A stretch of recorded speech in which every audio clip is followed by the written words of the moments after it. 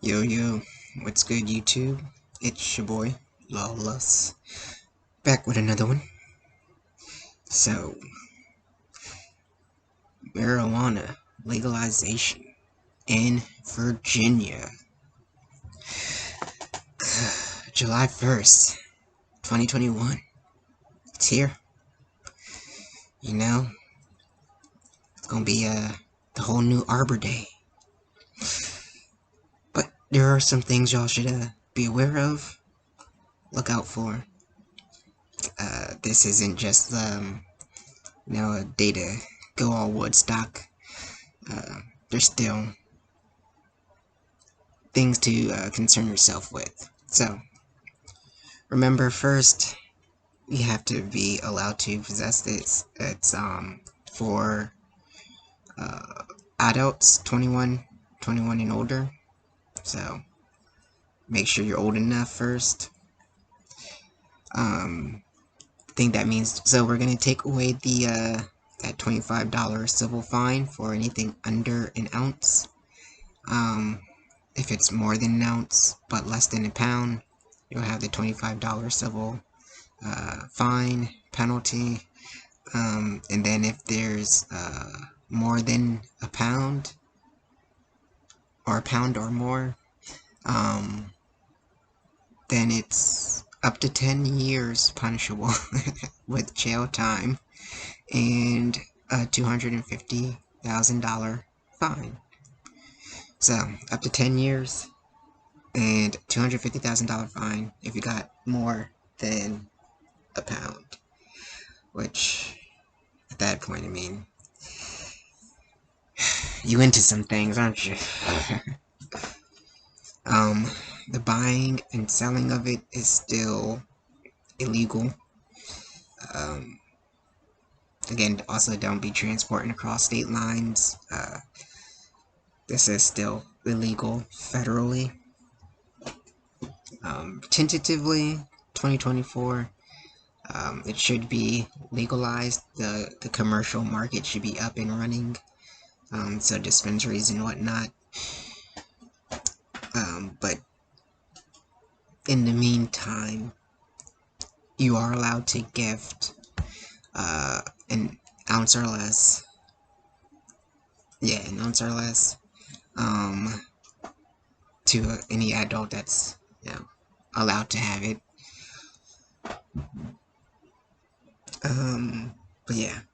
But yeah, so the 2024, hopefully things work out. They'll figure out the whole commercial use of it. I believe July 2023, people can start applying for a retail license. So if you're into that, want to start up your own business, be your own entrepreneur, there's an option for you. I believe there's going to be deference to people who have been affected by the prohibition on marijuana before. So if you also fit in that category and you're interested in being your own business owner, why not apply? Right? You can grow 4 plants per home. Make sure it's not accessible to children, but yeah, 4 plants per home. I don't know exactly how much that would mean, but I guess for personal use that should be fine. Yeah.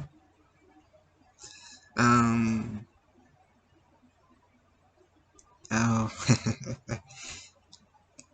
You can't just, so we know you're allowed to smoke in the privacy of your own home. You can't smoke just out in the public. I think in DC you can, but this is Virginia, so a little bit different. Stay away from schools. Schools are always known to be a drug-free zone. Doesn't matter if it's what kind of substance, they do not play around with that. So don't you play around with that. So you can do it in the privacy of your own home. Stay away from your car. Don't be doing it in the car.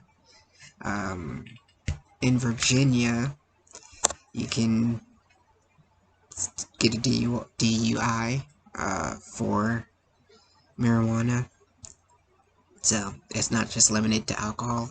And the fact that they are legalizing it, it might be treated similarly to alcohol. So there could be open container laws. An open container is basically anything that deviates from the original sealed or manufacturer's sealed container can be an open container. So yeah, if you crack the seal on, some casas, you got an open container. If you put it into a different bottle, it's still considered an open container. Then you're like, oh, well, how would they catch me? That's besides the point, Not getting caught is a whole different question than what the law is and isn't. So have fun, but don't think before you act. Sometimes just think before you act. Again, since it's similar to alcohol, in Virginia, there's a certain level. I'm not sure exactly what it is, but kind of like when you blow in .08, you have this rebuttable presumption that you are under the influence, which just means that the state gets a little bit more ahead in proving their case that you were impaired. They still have to prove that you were impaired, which part of the first field sobriety test is going to show. Again, cops are not going to talk to you and be your friend, y'all. They are not asking you questions to absolve you of any guilt. They are trying to confirm the hunch that they have. So think about that. But yeah, you have that rebuttable presumption, and then the state will still have to prove beyond reasonable doubt that there is impairment.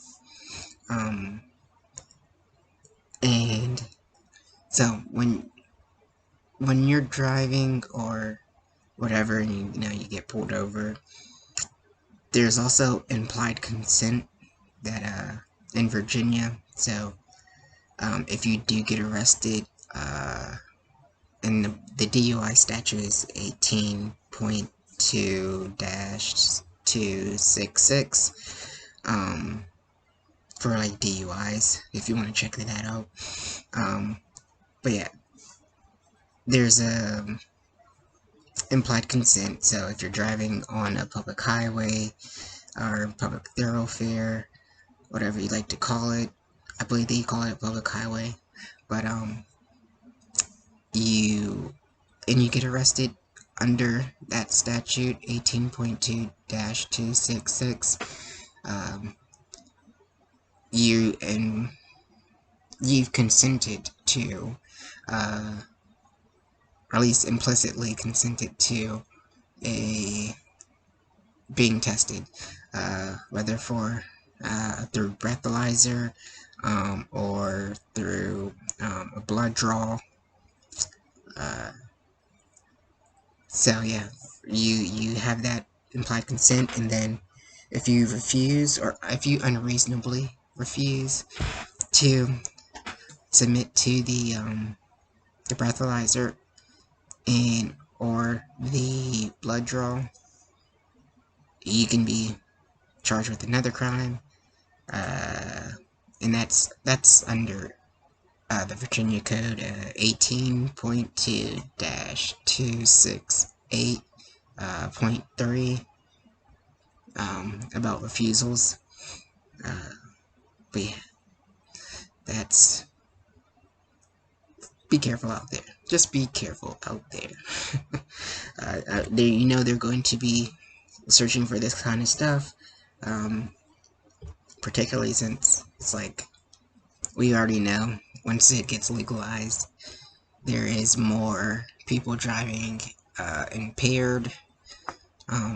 It's just hopefully the effects of marijuana isn't causing people to drive um, any more dangerous. Hopefully, no more dangerous um, than they normally would, or at least less dangerous compared to alcohol-related drunk and driving, or driving under the influence. Um, yeah. And last thing, this might be hopefully in the same vein. We'll hopefully, I don't know. Hopefully is the right word, but public intoxication for like alcohol is a thing. So it wouldn't be far-fetched to think that public intoxication for cannabis, marijuana would be a thing. It's it's like a nuisance. It's a nuisance crime. Yeah, it's a criminal, like, public nuisance. Um, so you can be wary of that, not to be a fool out in public. Still conduct yourself reasonably. Just because you get this privilege doesn't mean you need to take it to the next level. You know, give an inch, take a mile. Don't do that.